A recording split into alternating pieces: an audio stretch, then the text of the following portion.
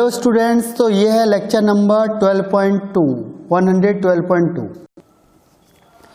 तो ये आप डायरेक्ट देख सकते हो, electron deficient bonding. Electron deficient का मतलब क्या हुआ कि आफ्टर बॉन्डिंग हुज एलिमेंट या कंपाउंड का ऑक्टेट होगा जो कंप्लीट नहीं होगा, मींस इलेक्ट्रॉन डेफिशिएंट है उसमें। तो एग्जांपल के लिए जैसे मैंने कहा आपको, to complete their octet they form dimer, trimer वगैरह बना सकते हैं। जैसे ये है आपका BeH2, तो Be का जो एटॉमिक नंबर होता है Be मीन्स 4 का मतलब 1s2 एंड 2s2, यानी इसके बाहर जो वैलेंस इलेक्ट्रॉन है इसमें 2 इलेक्ट्रॉन है। तो ये 2 इलेक्ट्रॉन है और ये 2 हाइड्रोजन के साथ कंबाइंड होगा तो हाइड्रोजन के पास एक इलेक्ट्रॉन होता है, तो ओवरऑल इसके पास 4 इलेक्ट्रॉन है, यानी ये इलेक्ट्रॉन डेफिशिएंट है। तो सॉलिड स्टेट में क्या होता है, ऐसे Be के कई मॉलिक्यूल आपस में कंबाइंड होते हैं। देखो BeH2 BeS2, तो ये आपस में कंबाइंड होते चले जाते हैं इस तरीके से, ठीक है। तो इस तरीके के बॉन्ड को हम कहते हैं बनाना बॉन्ड। ये ऐसे बॉन्ड बन गया। अब इसमें 3 सेंटर है, देखो 1 सेंटर, 2 सेंटर और 3 सेंटर। और 3 सेंटर में 2 इलेक्ट्रॉन है, 2 इलेक्ट्रॉन पेयर, यानी एक ये हो गया, एक ये हो गया, ठीक है। तो इसको शॉर्ट में हम कहते हैं 3C एंड 2E, ऐसे लिखा रहता है। यानी कि 3 सेंटर है और 2 इसमें इलेक्ट्रॉन है, ठीक है। तो ये हो गया 3 सेंटर 2 इलेक्ट्रॉन, और ये बनाना बॉन्ड टाइप का होता है। एक और एग्जांपल है इसका BS3 का होल ट्वाइस, यानी B2S6 डाइबोरेन। डाइबोरेन को भी आप ऐसे ही बना सकते हो, इसमें बनाया नहीं, मैंने बना देता हूँ। तो डाइबोरेन में कैसे होगा, देखो B, यहाँ एक H, यहाँ दूसरा H, फिर यहाँ B, ये H, इस तरीके से। इसे कहेंगे 4 टर्मिनल होते हैं। इस हाइड्रोजन को कहते हैं terminal hydrogen, this is called terminal hydrogen. और ये जो हाइड्रोजन इसे कहते हैं ब्रिज। ब्रिज का मतलब जो दोनों को जोड़ रहा है, कनेक्ट कर रहा है, ये 2 सेंटर को कनेक्ट कर रहा है, this is called bridge hydrogen या ब्रिज बॉन्डिंग। तो यहाँ पे ब्रिज हाइड्रोजन होंगे 2 और बाकी टर्मिनल।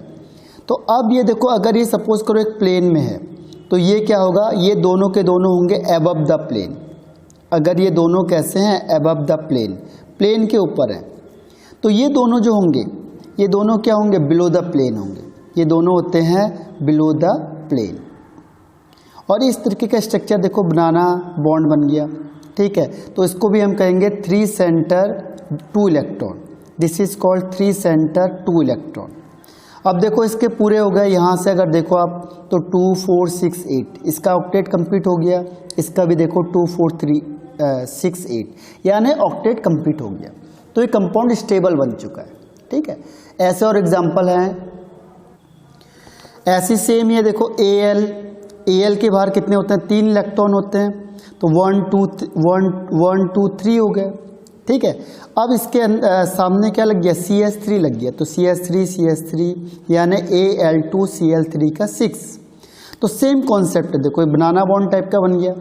और इसमें से कहेंगे ब्रिज एलिमेंट, यानी ये दोनों को कनेक्ट कर रहा है, या ब्रिज बॉन्डिंग कहेंगे, ठीक है। और ब्रिज बॉन्डिंग बन गया और ये इसका ऑक्टेट कंप्लीट हो गया। ये 1 2 3 था, ये इसको कंबाइंड हो गया, इसके साथ इसने बॉन्डिंग बना ली है। तो इस तरीके से।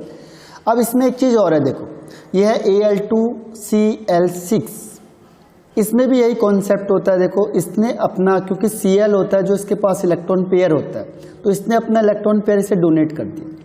ये Cl ने अपना इलेक्ट्रॉन पेयर इसे डोनेट कर दिया, ठीक है। तो इसे कहेंगे 3 सेंटर एंड 4 इलेक्ट्रॉन। तो इसमें क्वेश्चन आता है कई बार कि 3 सेंटर 4 इलेक्ट्रॉन का एग्जाम्पल बताओ। तो इसको पहचानेंगे कैसे, देखो 3 सेंटर ये हो गए, 1 2 3 सेंटर, और 4 इलेक्ट्रॉन कैसे पहचानेंगे कि जो ब्रिज एलिमेंट होगा उसके पास कम से कम एक लोन पेयर होना चाहिए। अगर एक लोन पेयर होगा तो 3 सेंटर 4 इलेक्ट्रॉन, अगर लोन पेयर नहीं होगा तो 3 सेंटर एंड 2 इलेक्ट्रॉन। तो इस तरीके से हम इसे पहचानते हैं, और ये कोवेलेंट बॉन्ड माना जाता है, this is a covalent bond. अब देखो बैक बॉन्डिंग किसे कहते हैं। बैक बॉन्डिंग का मतलब होता है कि जो 2 बॉन्डेड एटम्स होंगे, देखो it takes place when out of two bonded atom, दो बॉन्डेड एटम है उसमें से one of the atom has vacant orbital, एक के पास वैकेंट ऑर्बिटल होगा और दूसरे के पास लोन पेयर होगा। एग्जाम्पल के थ्रू बताता हूं आपको। सपोज करो आपने बनाया BF3 का, ठीक है, तो B में कितने इलेक्ट्रॉन होते हैं बाहर 1s2 and 2s2 2p1, इसके पास 3 इलेक्ट्रॉन हो गए, तो B के पास हैं 3 इलेक्ट्रॉन 1 2 and 3। तो P को ऑर्बिटल के थ्रू दिखाएंगे तो देखो 3 ऑर्बिटल होते हैं P में, इसके पास 1 इलेक्ट्रॉन है, 2 वैकेंट है, ठीक है, तो इसके पास वैकेंट ऑर्बिटल है P का वैकेंट ऑर्बिटल है, ठीक है, और ये सिग्मा बॉन्ड पहले बना चुका है F के साथ, यहाँ F है, F के पास कितने इलेक्ट्रॉन होते हैं 1 2 3 4 5 6 7, ऐसे देखो F के पास होंगे 1 2 3 4 5 6 7, ऐसे यहाँ पे F के पास होते 1 2 3 4 5 6 7, ठीक है, ये सिंगल बॉन्ड बना देंगे। तो ये तो हो गया फ्रंट बॉन्डिंग। अब होता क्या है कि ये इलेक्ट्रॉन पेयर, क्योंकि इसे पास पास होते हैं, ये इलेक्ट्रॉन पेयर क्या करता है, ये इलेक्ट्रॉन पेयर इसके साथ बॉन्डिंग बना लेता है। अब उल्टा हो गया, बैक बॉन्डिंग, मतलब ये जो दो बॉन्डेड एटम है इसमें एक के पास लोन पेयर होना चाहिए और एक के पास वैकेंट ऑर्बिटल होना चाहिए, तो ये लोन पेयर अपने इलेक्ट्रॉन को इसके साथ शेयरिंग करवा लेता है, तो यहाँ पे क्या होता है, ये बैक बॉन्डिंग स्टार्ट हो जाती है, इसे कहते हैं बैक बॉन्डिंग। एक के पास जो दो बॉन्डेड एटम होंगे, ऐसी सेम केस क्या होगा, इसके साथ होगा, ऐसी इसके साथ होगा, यानी यहाँ पे भी रेजोनेंस शो होता है, यहाँ पे भी क्या होगा, रेजोनेंस शो हो जाता है, ठीक है। इससे इम्पैक्ट क्या पड़ेगा, देखो बॉन्ड ऑर्डर में फ़र्क पड़ता है, इसका बॉन्ड ऑर्डर क्या हो जाएगा फिर 1.33, कैसे हो जाएगा 1.33 कैसे होगा, देखो एक सिंगल बॉन्ड तो बना ही रहा है तो 1 प्लस, अब देखो एक बॉन्ड इसके साथ, एक बॉन्ड इसके साथ, एक बॉन्ड इसके साथ, डबल बॉन्ड का मतलब पार्शियली बॉन्ड बनेगा तो 1/3, तो इसको डिवाइड करेंगे तो आ जाएगा 1.33, तो बॉन्ड ऑर्डर चेंज हो गया बैक बॉन्डिंग की वजह से। सेकंड क्या होता है, जितना ज़्यादा बैक बॉन्डिंग होगी उतनी स्टेबिलिटी ज़्यादा होगी, बैक बॉन्डिंग जितनी ज़्यादा होगी, बैक बॉन्डिंग उतनी ज़्यादा उसकी क्या हो जाएगी, स्टेबिलिटी हो जाएगी, जो जितना ज़्यादा बैक बॉन्डिंग करेगा उतना स्टेबल हो जाएगा, ठीक है। तो ओवरलैपिंग बैक बॉन्डिंग में जितनी ज़्यादा ओवरलैपिंग होगी, और इसे हम कहते हैं यहाँ पे पी पाई ओवरलैपिंग, यहाँ पे हम इसे कहेंगे पी पाई ओवरलैपिंग। पी पाई कैसे हो गया, देखो इसका भी p ऑर्बिटल है और इसका भी p ऑर्बिटल है, दोनों के p ऑर्बिटल आपस में क्या कर रहे हैं, ओवरलैपिंग कर रहे हैं। फ्लोरीन के केस में देखो फ्लोरीन होता है 1s2 2s2 2p5, तो इसका जो पांचवा ऑर्बिटल है ये देखो, ये इसमें ये क्या है, लोन पेयर कहाँ है, p ऑर्बिटल में, देखो px py एंड pz एक है यहाँ पे, तो pz तो क्या करेगा, फ्रंट बॉन्डिंग बनाएगा, px और py में से py होता है जो, py क्या करेगा, पाई बॉन्ड बनाएगा, इसीलिए हम इसे कहते हैं पाई बैक बॉन्डिंग, इसे हम कहते हैं पाई बैक बॉन्डिंग भी कहते हैं, this is called pi back bonding, क्योंकि पाई बॉन्ड के थ्रू बैक बॉन्डिंग हो रही है, पाई बॉन्ड बन रहा है जब बैक बॉन्डिंग हो रही है, तो इसे कहेंगे पाई बैक बॉन्डिंग, ठीक है। पाई बैक बॉन्डिंग हो गया, और इससे क्या होगा, एक तो बॉन्ड ऑर्डर इफेक्ट होता है, बॉन्ड ऑर्डर चेंज हो जाएगा, दूसरी चीज़ क्या होती है, स्टेबिलिटी, उसकी ज़्यादा स्टेबिलिटी होती है। तो सबसे ज़्यादा बैक बॉन्डिंग आप देखो कंपैरिजन आता है आपके पास BF3 का, दूसरा BCl3 का, BBr3 का और BI3 का। तो इन चारों में से बैक बॉन्डिंग सबसे ज़्यादा किसकी होगी, BF3 की, फिर BCl3 की। क्यों, इसका px वाला है 2 वाला, इसके लिए कौन हो रहा है 3px या y वाला ले लो, इसके लिए कौन हो रहा है 4, और इसके लिए हो गया 5py। तो जितना ये देखो 2 वाले आपस में ओवरलैपिंग करेंगे तो बहुत अच्छी ओवरलैपिंग होगी, तो एक्सटेंट ऑफ ओवरलैपिंग जितनी ज़्यादा होगी, जितनी ज़्यादा क्या होगा, एक्सटेंट ऑफ ओवरलैपिंग, उतना अच्छा बैक बॉन्डिंग माना जाएगा, यानी उसकी स्ट्रेंथ उतनी ज़्यादा होगी। तो सबसे ज़्यादा स्ट्रेंथ किसकी हो गई, BF3 की, ये स्ट्रेंथ है, ठीक है। तो इसे बैक बॉन्डिंग कहते हैं। इसमें क्या होता है कि जो बॉन्ड लेंथ तो क्या होगी, कम हो जाएगी, बॉन्ड लेंथ डिक्रीज हो जाएगी, क्योंकि स्ट्रॉन्ग बॉन्ड बनेगा। तो यहाँ पे ध्यान रखना, बॉन्ड लेंथ डिक्रीज हो जाती है, डिक्रीज हो जाएगी, क्योंकि बॉन्ड स्ट्रेंथ बढ़ जाती है। जितना बॉन्ड स्ट्रेंथ बढ़ेगी, बॉन्ड स्ट्रेंथ क्या हो जाएगी, इंक्रीज हो जाएगी। तो बॉन्ड स्ट्रेंथ बढ़ेगी, इंक्रीज होगी तो बॉन्ड लेंथ कम हो जाएगी, ठीक है। और बॉन्ड ऑर्डर आपको बताया चेंज हो जाता है, स्टेबिलिटी चेंज हो जाती है, बॉन्ड एनर्जी चेंज हो जाएगी, तो इससे कई इफेक्ट पड़ते हैं। इसमें एक और टर्म्स आता है पी पाई डी पाई। पी पाई डी पाई, जैसे मैंने कहा सपोज करो S double bond O double bond O, SO2 कह रहे हैं हम, SO2, और यहाँ पे इसके पास लोन पेयर है, ठीक है। तो हमने सल्फर का इलेक्ट्रॉनिक कॉन्फ़िगरेशन बनाया 1s2 2s2 2p6 3s2 and 3p4, क्योंकि 16 होता है तो हम लास्ट वाले को देखते हैं। देखो S के 2 इलेक्ट्रॉन और P के 4 इलेक्ट्रॉन, तो 1 2 3 एंड 4, ठीक है। अब ऑक्सीजन को देखो, ऑक्सीजन में क्या होता है, एक ऑक्सीजन का 1s2 2s2 2p4, ठीक है, यानी S के 2 और P के 4 4। ऐसे दूसरे वाले ऑक्सीजन का होगा, क्योंकि 2 ऑक्सीजन लगे हुए हैं इसमें, तो 1s2 2s2 2p4, यानी 2 इलेक्ट्रॉन इसके लग गए और 4 इलेक्ट्रॉन यहाँ पे लग गए 1 2 3 एंड 4, ठीक है। अब देखो इसमें सिंगल बॉन्ड और डबल बॉन्ड दोनों है, तो इसका मतलब समझ गए आप लोग, यानी कि एक सिग्मा बॉन्ड बनाएगा। अब सपोज करो ये वाला सिग्मा बॉन्ड बना रहा है, ये वाला सिग्मा बॉन्ड बना रहा है, ठीक है। तो ये क्या करेगा, ये सिग्मा बनाएगा, ये सिग्मा बनाएगा। अब दोनों सिग्मा के निकल गए। अब इसकी वैलेंसी तो 4 है, ये 4 बॉन्ड बना रहा है। अब 4 बॉन्ड कहाँ से बनाएगा, सोचो जरा, क्योंकि जितने अनपेयर्ड इलेक्ट्रॉन है तो वही तो बॉन्डिंग बनाते हैं। तो यहाँ पे क्या होता है, ये सल्फर अपने इलेक्ट्रॉन को एक्साइटेड कराएगा। तो ये देखो यहाँ पे मैंने लिखा है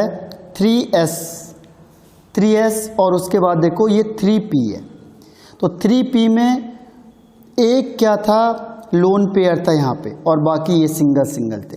तो यहाँ पे ये सिग्मा बॉन्ड बना रहा है एक ऑक्सीजन के साथ, दूसरा भी सिग्मा बॉन्ड बना रहा है दूसरे ऑक्सीजन के साथ। अब क्या होता है, अब ये पाई कैसे बनाएगा, क्योंकि 2 पाई बने हुए हैं, तो ये इलेक्ट्रॉन यहाँ से जंप करता है। हम हीटिंग करेंगे, एक्साइटेड स्टेट में ले जाएंगे, और ये जंप कहाँ पे करेगा, d ऑर्बिटल में, ठीक है। ये कहाँ करेगा, d ऑर्बिटल में, 3d ऑर्बिटल में, क्योंकि d तो खाली होगा। अब देखो 2 अनपेयर्ड इलेक्ट्रॉन आ गए, ठीक है। अब क्या होगा, अब ये पाई बॉन्ड बनाएगा, तो पाई बॉन्ड एक किसके साथ बनाएगा, d ऑर्बिटल के साथ। तो इससे हम कहते हैं d पाई p पाई ओवरलैपिंग, यानी देखो इसका d और इसका p, एक ऑक्सीजन का p और S का d, तो इसे कहेंगे d पाई, क्योंकि पाई बॉन्ड बन रहा है तो एक d पाई p पाई होगा। और दूसरा देखो, दूसरा ये p का है और इसका भी दूसरा p का है, तो दूसरा जो इसमें बनेगा वो बनेगा p पाई ओवरलैपिंग से। तो इसको d पाई को समझना है कि d पाई किस कंडीशन में हो सकता है और p पाई किस कंडीशन में हो सकता है। यानी कि अगर मैंने किसकी बात करी, SO2 की बात करी, तो एक सिग्मा दूसरा सिग्मा, ठीक है। इसके बाद एक वाला, एक कोई भी इसमें से ले लो जो p पाई बॉन्डिंग बना रहा है, और दूसरा जो है सेकंड वाला ये बनाएगा d पाई p पाई ओवरलैपिंग, d पाई p पाई ओवरलैपिंग। अगर मैंने इसको बढ़ा दिया, इसको चेंज कर दो, देखो मैंने यहाँ पे कर दिया S double bond O double bond O double bond O, और मैंने बोला बताओ इसमें कितने p पाई ओवरलैपिंग है और कितना इसमें d पाई p पाई ओवरलैपिंग है, ठीक है।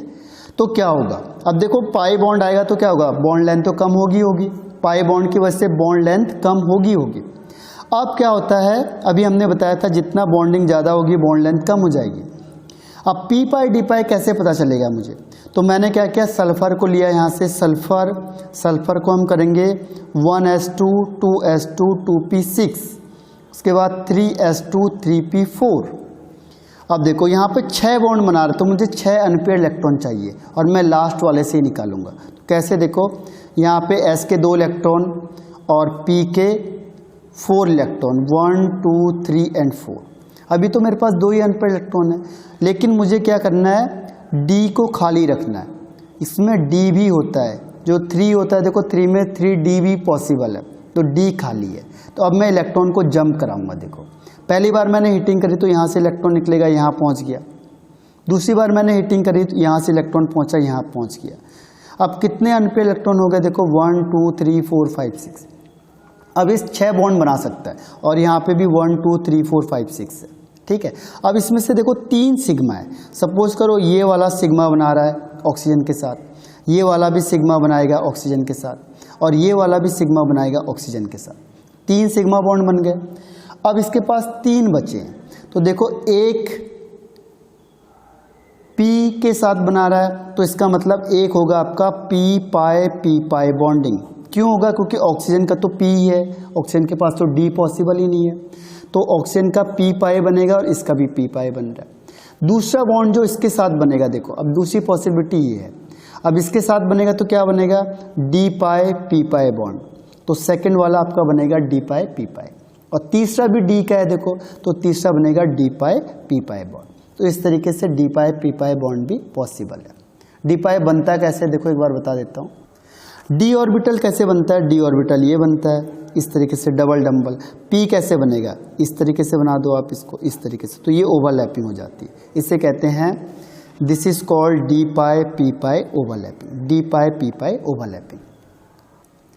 तो ये देखो बुक से ज़्यादा क्लियर होगा, ये है D पाई P पाई ओवरलैपिंग। ये देखो ये है 4 वाले D हैं और ये 2 वाले क्या हैं? P है, तो इसे कहते हैं D पाई P पाई ओवरलैपिंग। तो ये फिनिश होता है आपका। Thank you. इसमें एक चीज़ का और इफेक्ट पड़ता है, वो पड़ता है आपका स्ट्रक्चर का। थोड़ा सा एक और चीज़ बता देता हूँ स्ट्रक्चर का। देखो ये है आपका SiS3NCO लीनियर बनता है, ठीक है, और ये CH3NSO बेंट बनता है। क्यों? देखो क्या होता है कि जो इसमें नाइट्रोजन होता है, बेंट किसकी वजह से बनेगा? कि जो नाइट्रोजन होगा इसके पास होते हैं लोन पेयर। अब लोन पेयर रिपल्सन करेगा और रिपल्सन करने की वजह से क्या होगा? बैंड बन जाएगा, ठीक है। इसमें बैंड क्यों नहीं बना? इसमें भी नाइट्रोजन के पास लोन पेयर है, लेकिन लोन पेयर होने के साथ साथ इस सिलिकॉन के पास वो कहता है देखो वैकेंट डी ऑर्बिटल है। अब वैकेंट डी ऑर्बिटल हो तो यहाँ पे क्या हो जाएगा? बैक बॉन्डिंग पॉसिबल हो जाएगी। देखो यहाँ पे क्या हो जाएगा? Back bonding. इसके पास जो लोन पेयर है, ये लोन पेयर क्या करेगा? बैक बॉन्डिंग के थ्रू इधर आ जाएगा। तो जो बैंड से बनना था वो बैंड नहीं बना। बैंड किसकी वजह से बनता है? लोन पेयर की वजह से, और यहाँ पे लोन पेयर है ही नहीं। तो लोन पेयर है नहीं, तो यहाँ पे क्या बन जाएगा? लीनियर शेप बन जाएगा। इसी वजह से इसमें लीनियर बनता है। ऐसे क्वेश्चन पूछे जाते हैं आपसे। और सी के पास वैकेंट डी ऑर्बिटल होता ही नहीं है, देखो इसके सारे बॉन्ड इंगेज हैं, तो इसीलिए यहाँ पे क्या होगा? कोई भी बैक बॉन्डिंग पॉसिबल नहीं है, और इसीलिए इसका शेप कैसे बनेगा? Band shape. इसमें हाइब्रिडाइजेशन का भी फर्क पड़ता है। देखो इसकी हाइब्रिडाइजेशन क्या होगी? इसके हाइब्रिडाइजेशन के लिए कितने बॉन्ड बन रहे हैं? देखो 1 और 2 बॉन्ड बन रहे हैं, तो sp माना जाएगा। इसकी हाइब्रिडाइजेशन क्या मानी जाएगी? देखो 1 2 3 बॉन्ड बन रहा है, तो इसे कहेंगे sp2, क्योंकि यहाँ पे देखो सेम कंडीशन है। हाइब्रिडाइजेशन पूछता है वो, तो देखो इसमें अगर ये लोन पेयर बैक बॉन्डिंग में पार्टिसिपेट नहीं कर रहा है तो काउंट होगा। देखो 1 2 3 यानी sp2। इसमें देखो ये लोन पेयर पार्टिसिपेट नहीं कर रहा है क्योंकि ये डी लोकलाइज हो जा रहा है। देखो यहाँ पे घूम जा रहा है। बैक वैकेंट डी ऑर्बिटल होगा तो इसके साथ बैक बॉन्डिंग करेगा, तो यहाँ पे इसकी हाइब्रिडेशन हो जाएगी sp। तो ऐसे क्वेश्चन पूछे जाते हैं आपसे, तो इसको ध्यान रखना। जिसमें बैक बॉन्डिंग पॉसिबल होगी उससे हम काउंट नहीं करेंगे उस लोन पेयर को, और वो स्ट्रक्चर में पार्टिसिपेट नहीं करेगा, ठीक है। तो इसलिए स्ट्रक्चर हो गया आपका, हाइब्रिडेशन हो गया, ये बैक बॉन्डिंग की वजह से चेंज हो जाते हैं। तो थैंक यू, ये लेक्चर फिनिश होता है।